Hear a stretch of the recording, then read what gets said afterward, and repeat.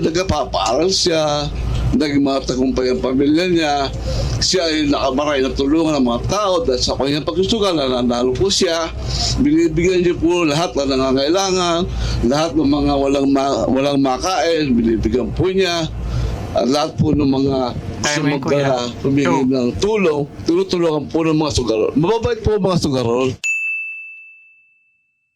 Magandang araw po sa inyong lahat, Sir JR po ng Usap-Usap University at mga ka-youth. Nagbabalik na naman po tayo sa ating regular episode, sa ating regular show. Maraming salamat po sa atin po nga, syempre, mga followers, mga supporters like you, mga ka-youth. Pero kung ikaw naman po ay baguhan, welcome ka po sa ating channel. Ang ginagawa po natin sa Youth, tayo po ay nanonood ng mga religious discussions, mga preachings, mga sermons. And for this particular episode, of course, ang pinaka-requested na preacher po sa ating channel, si Brother Eli Soriano ng MCGI, Members Church of God International. At sa ating episode mga ka-youth, ito po ay actually nag-originate dahil merong isang viral na post si Kulas. Sa mga hindi po nakakilala kay Kulas, siya po ay isang Canadian and he was born there, but on his page Becoming Filipino, kanya pong na-document ng kanyang buhay sa Pilipinas, especially po sa Mindanao, hanggang sa dumating po sa punto na siya po ay nag-change po ng citizenship at kabayan po natin si Kulas. Meron po siyang post patungkol sa nakatabi niya yata na jeepney driver, and he was so sad dahil po nakita niya kung gaano ka easy na i-replenish yung kanilang electronic wallet for online po na gambling, mga sugal po online. So yun po ang ating pag-uusapan, kung tama lang ba o kung halimbawang mabuti naman ang layunin, okay lang ba? And we'll be talking about sugal, loto, something like that mga ka-youth. Siguro weteng kasama na rin po dyan. Sa akin pong background sa pag-aanalisa, ako po ay dating university debater mula po sa MSU IIT sa loob po ng 3 taon. Ako rin po ay nakapagdebate sa ABS-CBN News Channel at ako ay member ng isang international public speaking organization, ang Toastmasters International. So paunang paalala lang po mga ka-youth, hindi po ako mahangaral, hindi po ako preacher, So I'm just a fair reactor. So posible po dahil hindi ako member ng MCGI, may mga punto malamang na ako po ay mag-a-agree, may mga punto rin malamang na hindi ako mag-a-agree. So please take it with a grain of salt. So ang sa atin lamang po dito sa U3, hindi tayo nag-i-endorso ng mga relihiyon, hindi rin po tayo nagsasabi na huwag niyong kaaniban itong particular na relihiyon. So, if everything now is ready mga ka-U3, let us watch this video together. Sabihan niyo po ako, let's go! Ang question ko po, regarding lang po dun sa pagtaya sa loto, parang dati po narinig ko sa inyo na hindi siya maganda or tama kasi parang magiging tamad yung tao or what.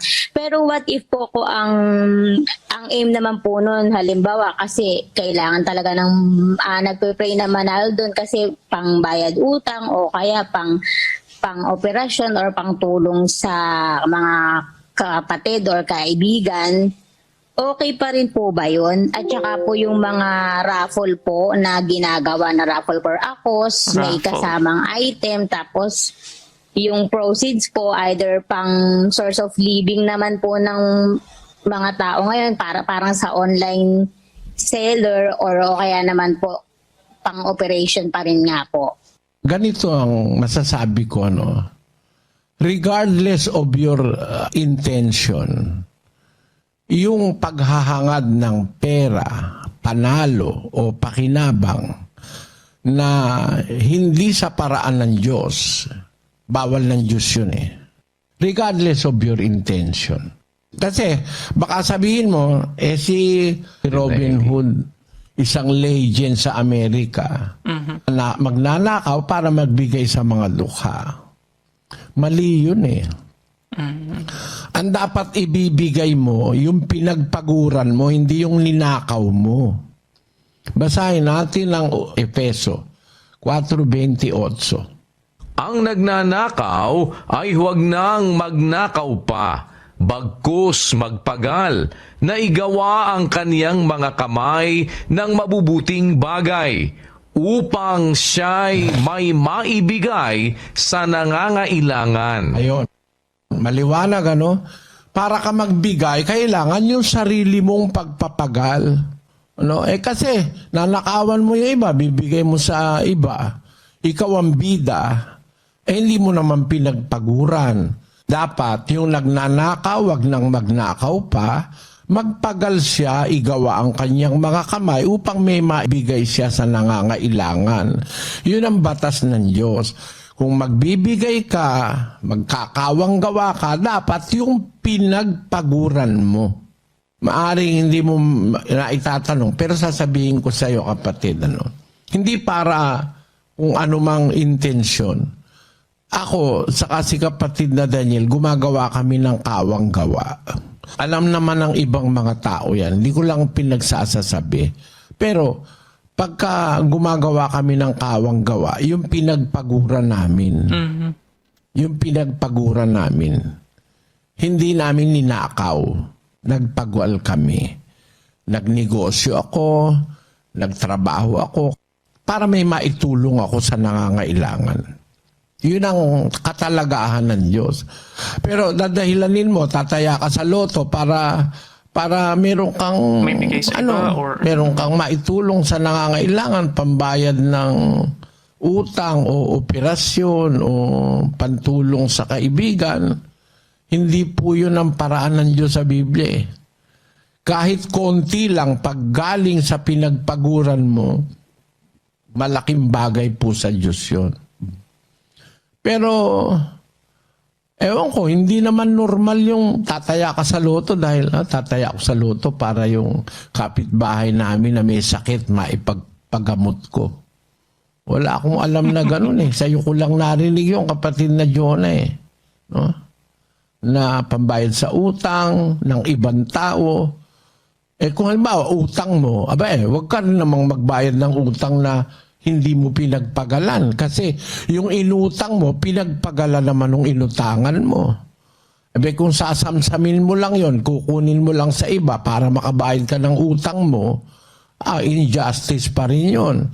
Bawal kasi yan sugal, kahit anong sabihin mo na intensyon, bawal sa Biblia yan.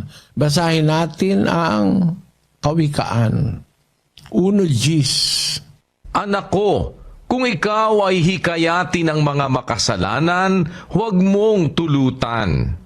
Kung kanilang sabihin, sumama ka sa amin, tayo'y magsibakay sa pagbubo ng dugo, tayo'y magkubli ng silo na walang anumang kadahilanan sa walang sala. Huwag kang sasama pagka hinihikayat ka ng masama na sabihin sa'yo, halika, magbubo tayo ng dugo, pumatay tayo. Magkubli tayo ng silo. Maglagay ka ng trap para may mapatay sila. Yung mga ganyan. No? Yan ang sabi ng Diyos. Huwag kang sasama sa kanila. Alin pa? Ikaw ay makikipagsapalaran sa gitna namin. Magkakaroon tayong lahat ng isang supot. Magsugal tayo. Makipagsapalaran ka. Magkaroon tayo ng isang supot. Winner take all yan ang ibig sabihin.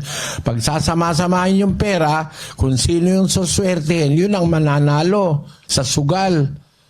Makipagsapalaran ka sa amin. Tapos, magkaroon tayo isang supot. Pagka nanalo ka, winner take all, yung supot sa'yo. Sabi ng Diyos sa 15. Anak ko, huwag kang lumakad sa daan na kasama nila. Pigilin mo ang iyong paa sa kanilang landas. Ayon. Ayaw ng Diyos na sumama ka kapatid. Sige, kapatid, huwag kang magagalit ha. Salamat po. Salamat po. You're welcome. Sugal, bawal po ng Diyos yan. Sabi po ng Diyos, pakilagay sa 1 ng Kawikaan.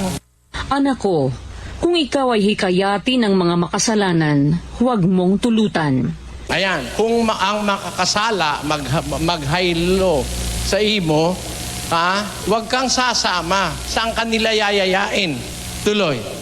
Ikaw ay makikipagsapalaran sa gitna namin. Magkakaroon tayong lahat ng isang supot. Paano yun sa Bisaya? Itugyan mo sa tunga namon ang imo kapalaran. Kita tanan, mangin isa sing puyo. 15. Anak ko, hindi ka maglakat sa dalan upod sa ila. Punggi ang imo mga tiil, gikan sa ila banas. Ayon, anak ko, huwag kang sasama sa kanila. Pag nagyayaya sila ng sugal, magkakaroon tayo ng isang supot sa isang kapalaran. Sugal yun eh. Huwag kang sasama sa kanila, sabi ng Diyos. Kaya bawal po sa Kristiyano ang sugal, kapatid. Okay, before we continue here mga ka-U3. So ito po ay itanong mo ka Soriano episodes, ano po, or probably some clippings ng Bible study, but definitely the topic would always revolve around bawal ba ang sugal, no, or ang sugal ayon sa Biblia. So one of the main points na na-mention ni Brother Eli mga ka-U3 is sa idea na dapat yung ating ibibigay sa iba, yung ating charity even, no. Ito po ay dapat na nanggaling sa ating self-effort po talaga, no. So hindi maganda ayon sa Biblia na ang isang bagay ay na-enjoy mo nang walang kaakibat na effort coming from you. Although I'm guessing mga ka-youth sa mga pilosopo po ng mga nagsusugal, they would be saying na pinagpagalan ko rin naman to, pinagpilahan ko to nung tumaya ako sa loto, or pinagpagalan ko naman yung paglalaro ng weteng or yung tong-its or something like that mga ka-youth. But going back, so yun po yung main po na thought na nag-gets po natin so far, ano, kinakailangan may effort ka, pinagpaguran mo talaga yung mga fruits ng sarili mo bago siya maging kaaya-aya. And yung sa first point po about po kay Robin Hood for example, no? Kasi alam po natin ang kalaban niya, yung mga royal blood, so he would be stealing money from them and then give it to the poor. Ayan, parang asyong salonga. So ang sitwasyon po ni Robin Hood, yan po yung popular na does the end justify the means? So for Brother Eli, no. Regardless of your intention. So anyway, let's continue. Gabi po, Brother Eli. 3 po ang aking katanungan. Ang una po, kasalanan po ba, Brother Eli, ang magsugal? Ang pangalawa po, kung kasalanan po ang magsugal, bakit po wala sa kautusan ng Diyos ang huwag kang magsusugal? At pangatlo po, totoo po ba ang sermon ng pastor namin noon? Nasamba ka ng samba palagi, kung nagsusugal ka naman, wala rin katuturan o walang kwenta o baliwala ang iyong pagsamba. Kaya po ako natigil sa pagsamba dahil baliwala rin pala kung palagi kami nagsasamba at kung kami nagsusugal din. Maraming po salamat. Kapatid na Renato, pagkatingin ko nasa edad na rin kayo, pareho lang tayo, baka matanda ako sa inyo. Sa edad po nating ito, kailangan medyo gumagamit po tayo ng pag-iisip na mas malawak kaysa noong bata-bata pa tayo. Ganon. Ako kasi, nung ako'y tumandanan, marami akong naging konsiderasyon sa buhay na hindi ko pinapansin nung bata-bata ako eh. Meron po akong tiyuhin, sugarol. Siguro mga 3 yung tiyuhin kong sugarol. Kung nung bata ako, nakikita ko sila nagbabara-baraha, may pulitana, may mga kabayong oros, kabayong kopas, may sotang bastos, etc. No? Ang tawag nila ron sa sugal nila, bicol. Yung pag tumama ka ng pulitana, doble. Pulitana ang tawag. Hindi ko alam eh. Basta't yun lang ang natatandaan ko. May bara-baraha sila, no? Ngayon, nakita ko kasi doon sa panahon na yon, yung aking mga tiyuhin, parang ang naging nila, sugal na lang ng sugal. Walang naipundar sa pamilya. Nung matanda na sila, yung mga anak na pabayaan, pagka nasubo sa sugal kasi, kahit maubos yung sweldo, kahit wala lang pambili ng bigas. Ay, nako. Naku, umaga, tanghali, hapon, nasa sugalan. Sabi ko, parang masama nung maging matanda na rin ako. Parang masama kung ako babalik ako sa panahon at ako may anak na ganong karami, 7, 8, 9. Kahit 5, hindi ko isusugal. Gagastusin ko ng maayos, i-invest ko kung meron akong sobra.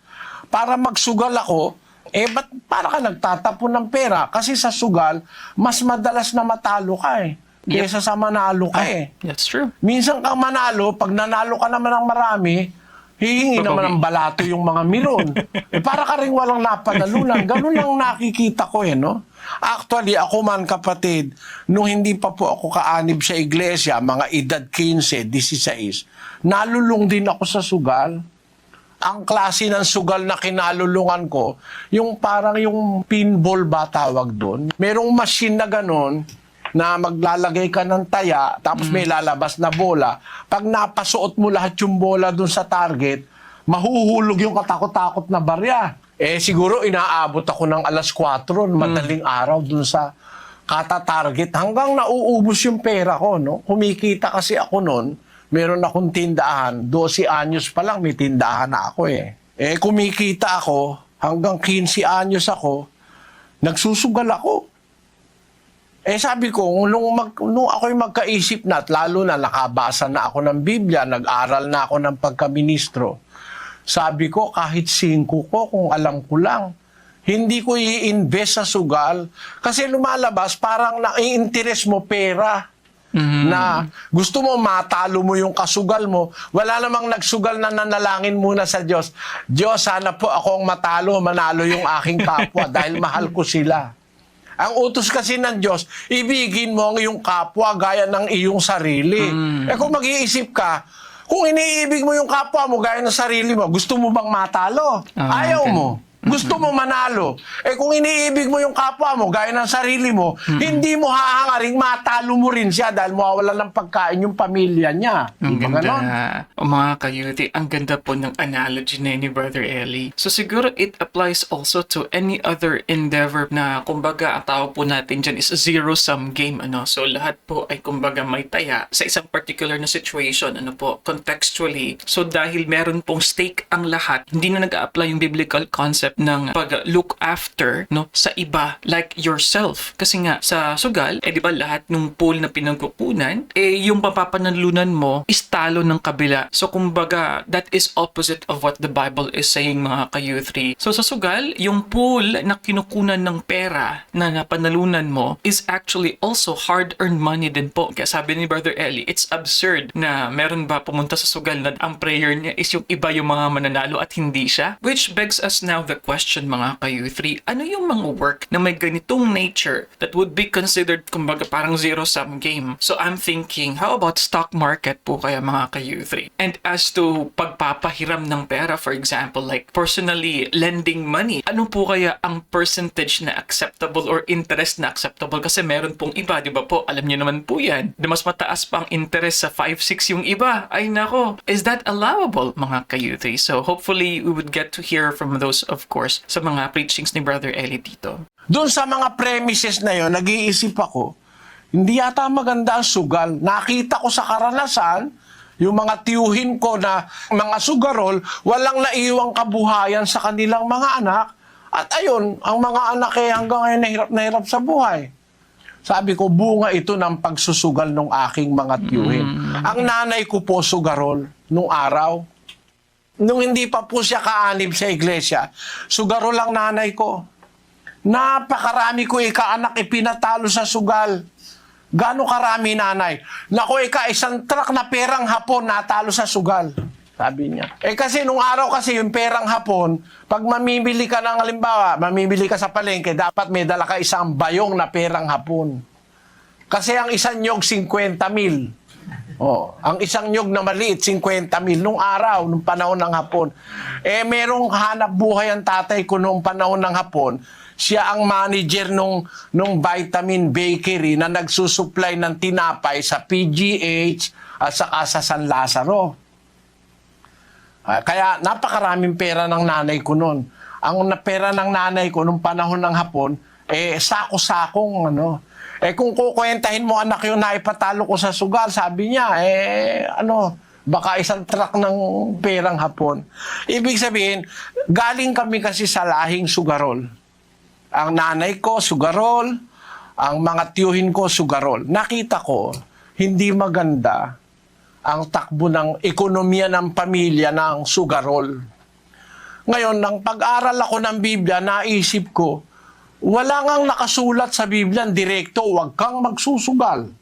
Ang sabi naman sa Biblia, ang bagong tipan, hindi naman letra por letra, kapatid. 3:6 ng 2 Korinto. Nasa amin naman ay nagpapaging sapat na mga ministro ng bagong tipan, hindi ng titik, kundi ng espiritu, sapagkat ang titik ay pumapatay, datapwat ang espiritu ay nagbibigay ng buhay. Ito, kapatid, ay espiritual na salita ang sinasabi. Hindi letra por letra, hindi titik ng titik ang pagbabatayan natin. Dahil ba walang nabasa, bawal magsugal. magsusugal ka na. Ganito mangyayari, kapatid. Bawal magsyabu. Wala sa Biblia yung bawal magsyabu. Magsasyabu ka na rin, di ba? Wala naman kasi syabu dun sa Biblia na nakalagay, bawal magsyabu. O kaya bawal mag-smuggler. Wala kang mababasa sa Biblia, bawal mag-smuggler. Mag-i-smuggler ka na. Kasi ang bagong tipan, hindi po yan letra por letra. Kukuhanin mo yung espiritu ng salita. Essence. Kaya kung sinabi ng Diyos, iibigin mo ang iyong kapwa gaya ng iyong sarili. Ayaw mong matalo ka, huwag mo rin hangarin matalo yung kapwa mo. Pagka ganun, iiwas ka sa sugal. Di ba?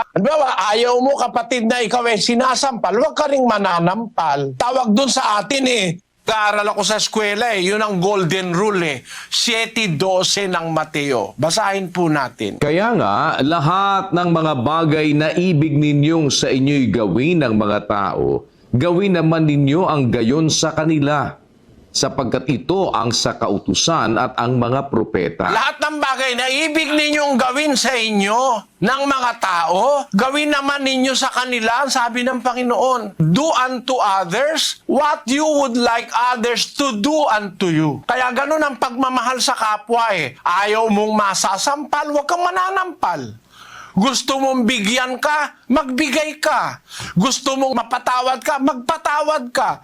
Gusto mong unawain ka, umunawa ka. Lahat ng bagay na gusto nyong gawin sa inyo ng kapwa, gayon din ang gawin nyo sa kanila.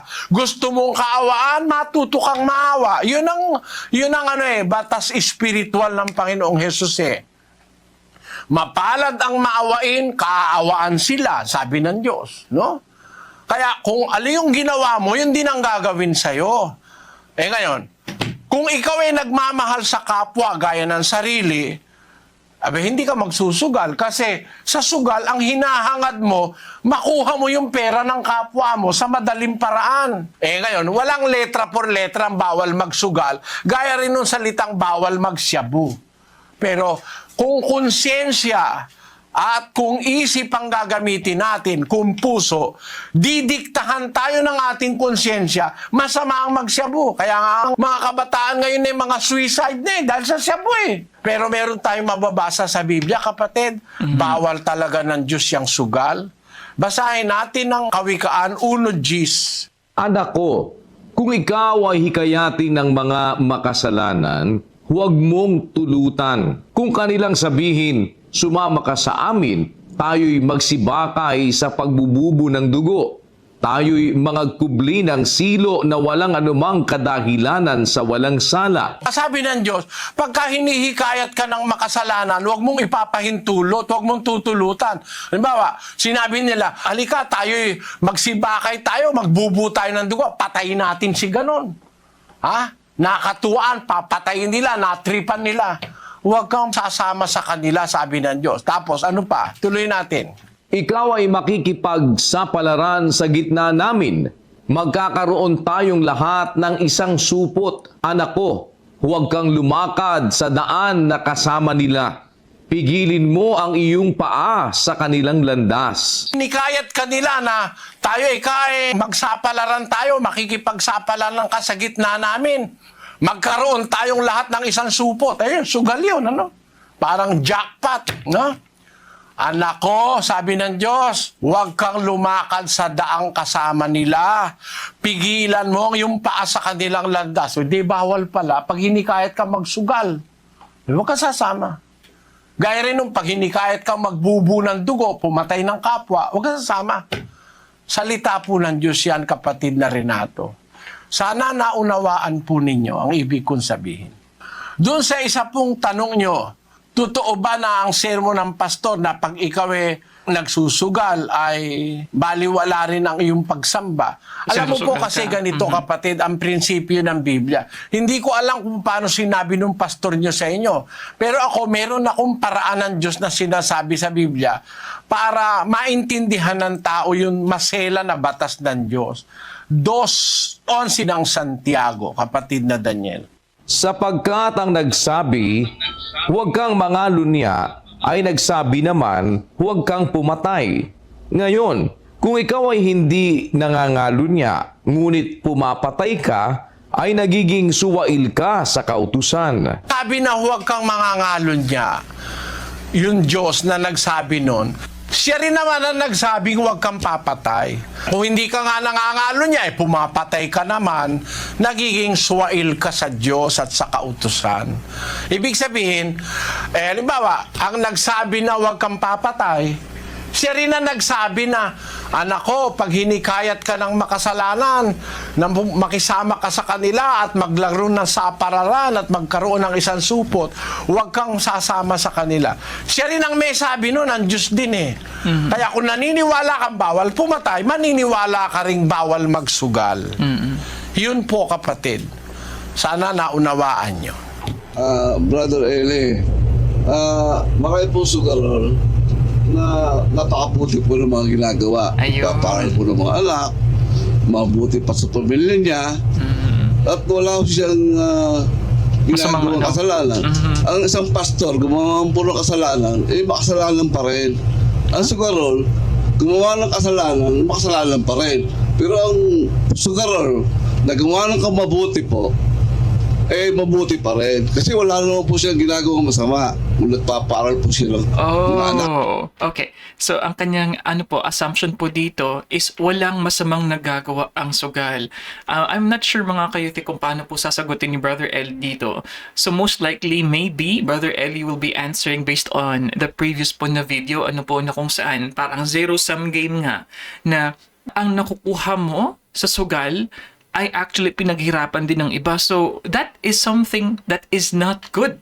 Wala kumbagang biktima, no? Mali. May biktima ang sugal kung ikaw man ay manalo, di ba? Kasi you are getting the money from other din po ng mga tumaya, di ba po? Kasi nga pool nga yan, parang isang supot nga, jackpot nga po, no? So, let's see ano yung magiging response dito ni Brother Eli. Pero nakita ko dito kay Tatang, medyo, medyo fixed din siya sa kanyang belief na walang kasalanan yung mga nagsusugal. Kasi nga, para po sa kanya, yung baliktad po ng sinasabi natin kanina, the end justifies the means, di ba? Kung ang goal mo, ang iyong layunin ay tama, kahit na yung gawain mo, quote-unquote, could be quite shaky, okay lang. Dahil hindi yun considered na masama. Yan ang perspective ni Tatang dito. So, let's continue. Nga na, pagtapos niya lahat. Kung siya po ay libangan lang po niya magsugal para yung Pampalipas oras. kasama niya maglibang-libang sila tulad ng mga pare. Ay, alam po ninyo, ang mga sugarol ay napakarami po natutulungan. Sa buong daigdig po, napakarami pong bilang ng sugarol na nakakatulong po. Para sa mga charity, pag nananalo po yan, yung mga nangihingi po ng gamot, binibigyan po, yung mga nambabalato na walang pagkain, nang binibigay po sila lahat. Hindi naman po lahat ng sugarol ay gumagawa ng masama. Maski na po hindi sugarol, kahit po siya pastor, kahit po siya isang teacher, gumawa po siya ng masama, masama pa rin siya. Pero ang sugarol po, pag gumawa sa masama, masama pa rin. Pero po ang sugarol ay gumawa po ng lahat ng kabutihan. Mabuti pa rin.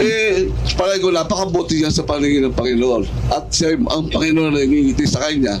Dahil baka ba't siya nagsusugal, nagpaparal siya, naging matagumpay ang pamilya niya, siya ay nakamaray na tulungan ng mga tao dahil sa kanyang pagsusugal, nanalo po siya, binibigyan niya po lahat na nangangailangan, lahat ng mga walang makain, binibigyan po niya, at lahat po ng mga sumagdala, humingi ng tulong, tinutulungan po ng mga sugarol. Mababait po ang mga sugarol. Mayroon po salbahe, mayroon po mababait. Kaya hindi po lahat naman makasalanan. Kasi wala po nga po sa Biblia. Kaya po sinabi sa Biblia, huwag kang magsusugal. Hindi po masama ang magsugal. Okay, time first muna. Kuya, you are not listening. So, mga kayuti, napansin din po siguro ninyo, no, he came before asking the question. Na-fix na yung kanyang mind na itong itatanong ko. Actually, parang hindi ko nga nakita na yung punto niya po is nagtanong para po maliwanyagan. So far mga kayuti, siya po ay nagtanong para i-explain yung kanyang sarili. Siguro ito si Manong po ay sugarol, malawang, Pero yun nga po, natatawa po ako sa kanya pong pag-uugali dahil, kumbaga, pinaglalaban niya pa rin po yung pagsusugal nga. Bumalik siya doon sa sa first question na nasagot na nga po ni Brother Eli na meron, napata siya ng kautusan ng Diyos. Pero yun nga lang siguro, hindi siya sa, kumbaga, 10 Commandments. Yun siguro ang hinihingi niya na dapat talaga nasa 10 Commandments. Pero, ay nawa, tong si Kuya naman, oo. So, let's see. Anong magiging response ni Brother Eli? Tingnan natin kung maiinis si Brother Eli dito. Ang masama, yung mga bawal po sa kanya, Pastor. Hinahangad mo ang kanyang mga kayamanan ng ibang tao. Talagang masama po yun. Miski ka po hindi sugarol, miski po pastor, masama pa rin po kung maghahangad kayo kayamanan yung kapwa. Huwag kayo ka magnanakaw. Miski na po hindi sugarol, pag nagnakaw, masama din po.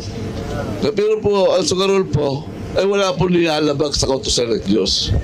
Sabi sa Biblia, ang nagsabi nung huwag kang papatay, yun din ang nagsabi na huwag kang mangangalunya. Ang ibig lang sabihin, pagka gusto mong maging kalugod-lugod sa Diyos, sundin mo yung sinabi niya sa buo.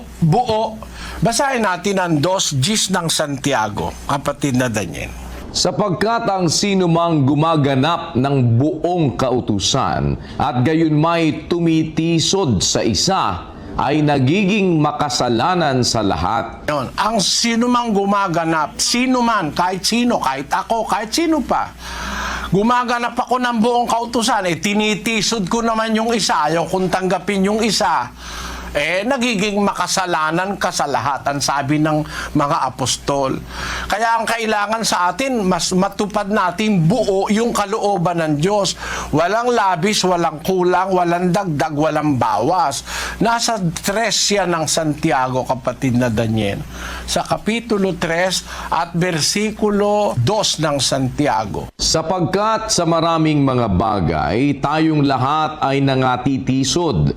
Kung ang sino man ay hindi natitisod sa salita, ay isang taong sakdal ang gayon, may kaya rin namang makapigil ng buong katawan. Ang salita ng Diyos, hindi dapat kinatitisuran yun ng tao Dapat ang salita ng Diyos, tinatanggap, hindi tinitisod.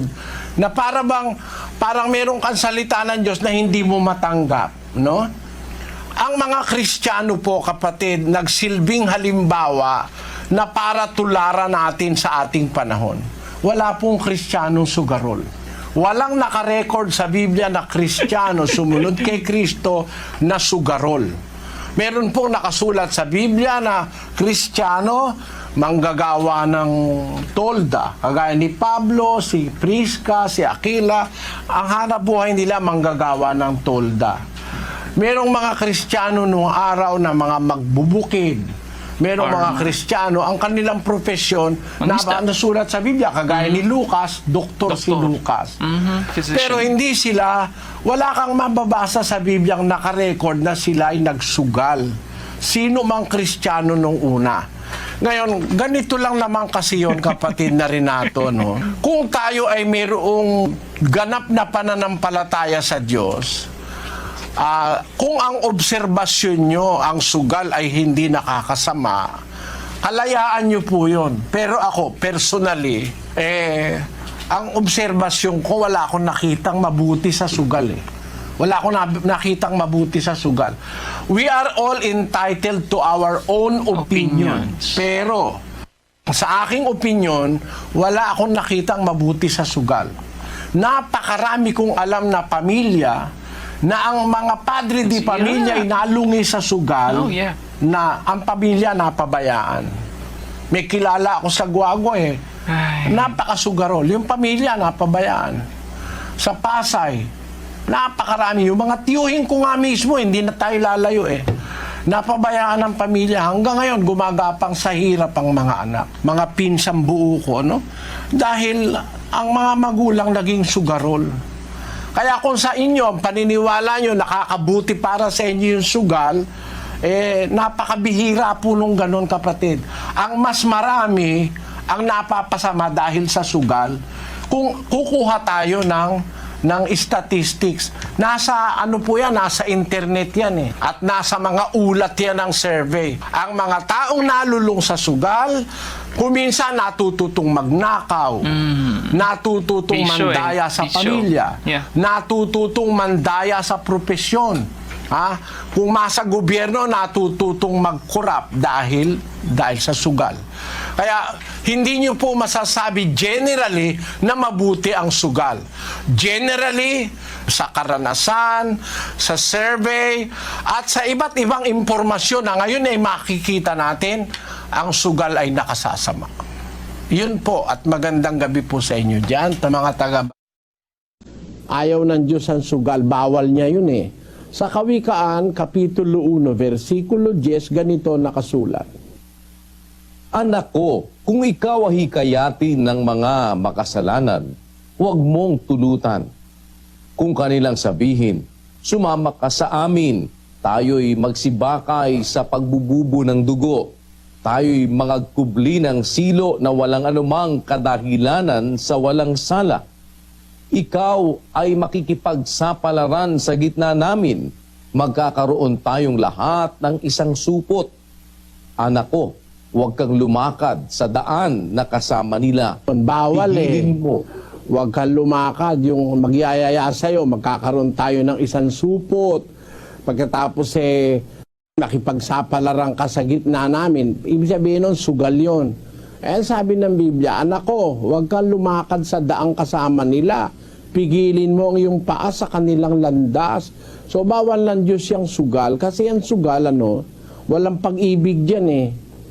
Ang nagsusugal, ang gusto niya, siya manalo. Makuha niya lahat ng pera ng iba.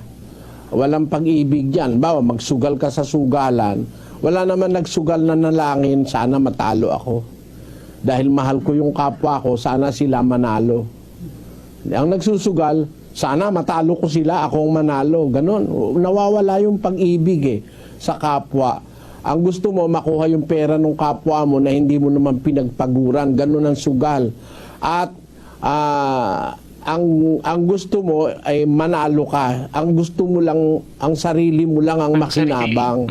Wala namang nagsugal na pagkatapos na manalo ay pinaghati-hati uli yung napanulunan niya. Minsan nga, dahil sa sugal, wala nang maiuwi sa pamilya yung mga sugarol Yep.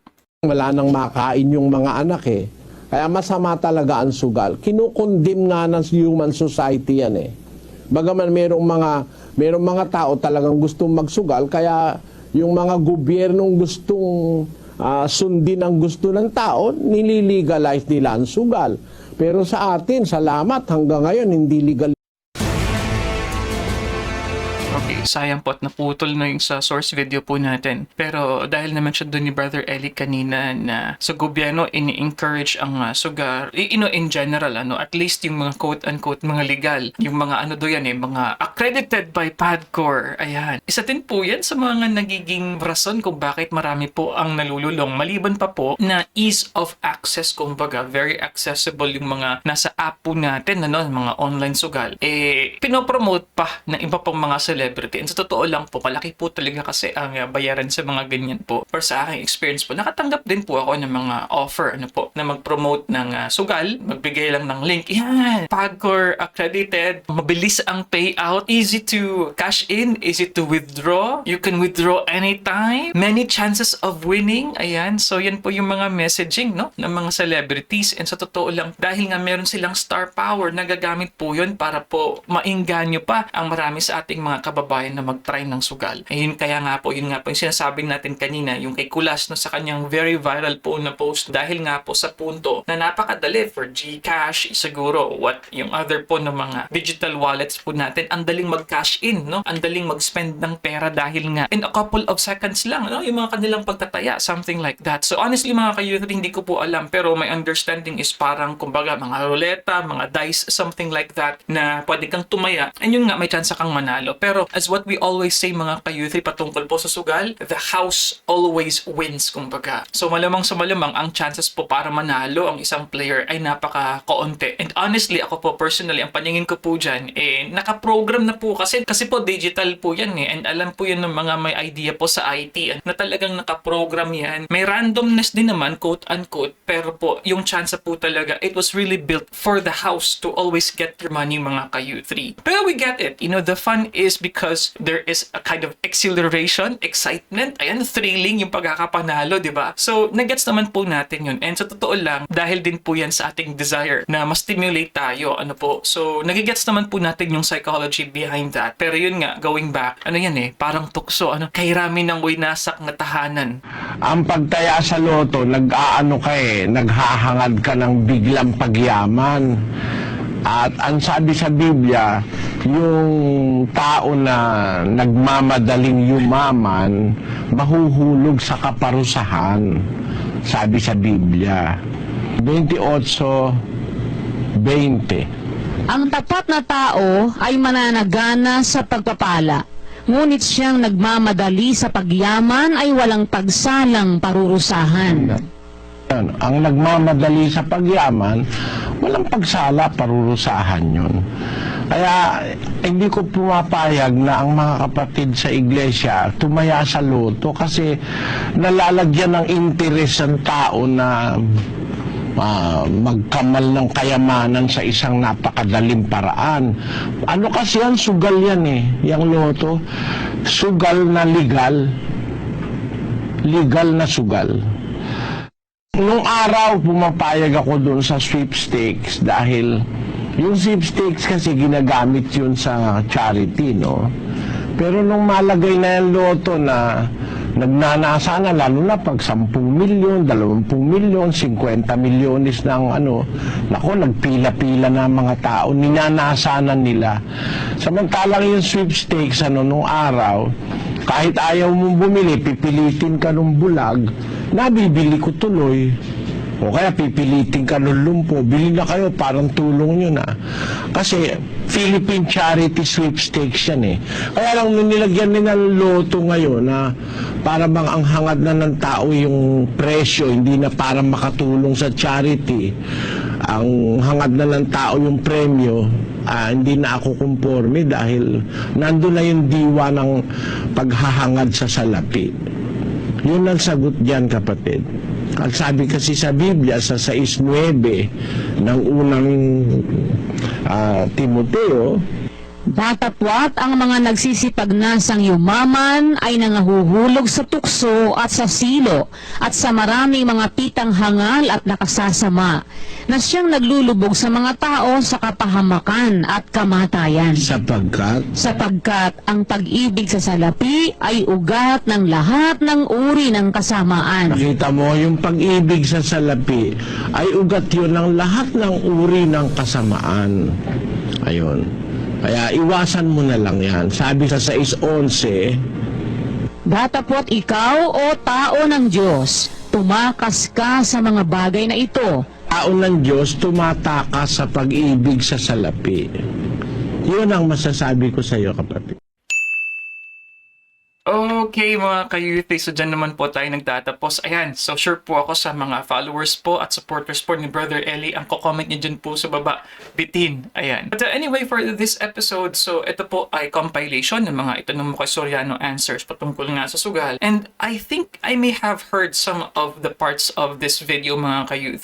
Pero going back, ano ang logic? Kinakailangan nating pagpagalan, no? Even yung mga ginagawa natin for charity, yung mga pagkawang gawa, it should be from your own po ng mga effort. Yun po yung logic po doon, ano po. And as mentioned, yung sa konsepto nga ng zero-sum game, ano po, na lahat ng, kumbaga, nasa endeavor na particular na bagay or aktibidad, na lahat merong stake. Kapag ikaw ay nanalo, naapektuhan mo yung iba. Kapag nanalo ka, naapektuhan mo yung earnings din ng iba. Yung iba naman yung natatalo. Because of that, yung maganda nga yung logic na ginawa ni Brother Eli, yung sinabi niya po kanina, na paano mo na ma-apply yung love your neighbor as you love yourself. You're doing something that is harmful to others, yun po yung logic doon eh. Pero going back, para sa akin, medyo rare, no? Yung pagkakataon na kung saan yung isang nagtanong ay medyo hard-headed, medyo stubborn, no? And I actually was quite amused na hindi naging emotional si Brother Eli sa pag-respond doon sa kay tatay, no? Taga Balanga. Dahil yun nga, no? Parang sa kanya, he came there not to ask, but more like to justify, I think, yung kanyang paniniwala patungkol nga sa pagsusugal na wala dong mali doon. Hearing this from Brother Elin na yung idea nga na na-mention natin actually a couple of video reactions back na the end does not justify the means. Maganda man yung iyong hangarin, maganda man yung iyong layunin, pero pag yung ginawa mo na pamamaraan para maabot yan, it doesn't justify it. Hindi yan nagiging tama. So, yun nga po, we made this video because of the proliferation, ayan, ng lahat ng mga online gambling, online sugal. Kami man po ay nakaka-receive po ng mga message ng promotion for that, honestly. And it's quite crazy actually mga ka-youth. Ano po yan ha?